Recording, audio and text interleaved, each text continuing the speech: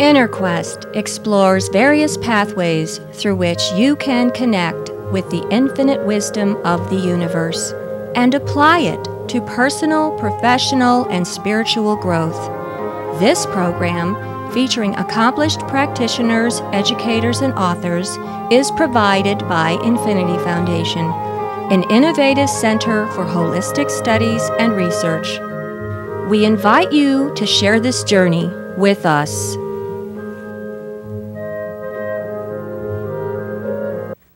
Hello, welcome to InnerQuest. My name is Jay Stone, your host for today, and our guest is Dr. Darren Weismann. Welcome, Darren. Thanks for having me. Dr. Weismann is a holistic physician, developer of the Lifeline technique, educator, and author of this wonderful book, and I can attest to it because I read it cover to cover and enjoyed it thoroughly. The book's called Infinite Love and Gratitude. Dr. Weismann, is it okay if I call you Darren? Yeah, please. Okay. Darren, tell us your perspective of emotions and illness. Well, what I found along my journey as a doctor of holistic medicine is that at the core of every symptom in the body, or stress in a person's life, or a disease that someone may be diagnosed with, is an emotional pattern of reaction that has been buried within the subconscious mind.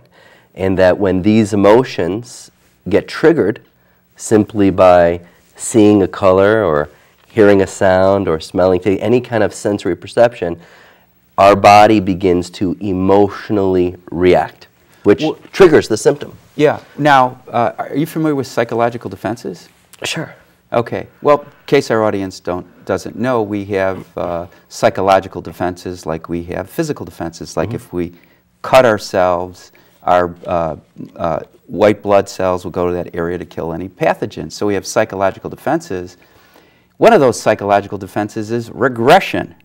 So we regress, from what I'm understanding, that we regress physically, mentally, and emotionally by those triggers. Yeah, almost like in a Pavlovian type of response. Conditioned. Yeah, a conditioned response where at a time in our life where we may not have had the tools, strategies, or support to move through a particular experience with love or acceptance, our subconscious mind has a way of creating a gap of protection. And that trigger of seeing something or perceiving something similar to that original occurrence will activate that emotion as if it's actually going on. Now, as I said, I read your book, loved it.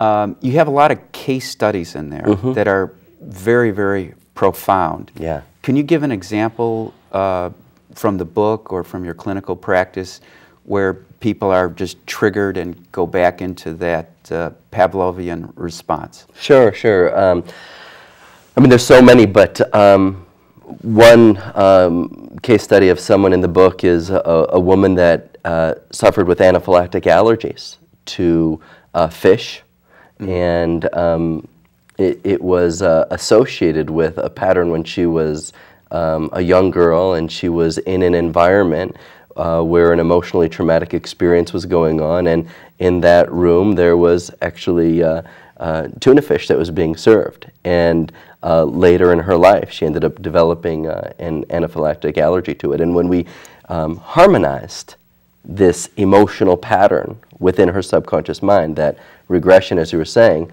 her body no longer expressed that anaphylactic response. Yes, and what does that word mean? Anaphylactic? Yeah. It's a life-threatening response that the physical body responds with, where like somebody has like a bee sting, they could possibly die from it. They could die from it. It's extremely serious. The throat closes up. So this woman had stress, and she misdirected that stress and put it on the tuna, the fish. And she didn't misdirect it. Yeah. It's just more of, because our brains and our bodies don't know the difference between a memory or reality or imagination, when that subconscious memory was activated or triggered, she would react as if it was going on. And so her body was what it's called a maladaptive stress reaction. Her body was reacting to a situation that wasn't going on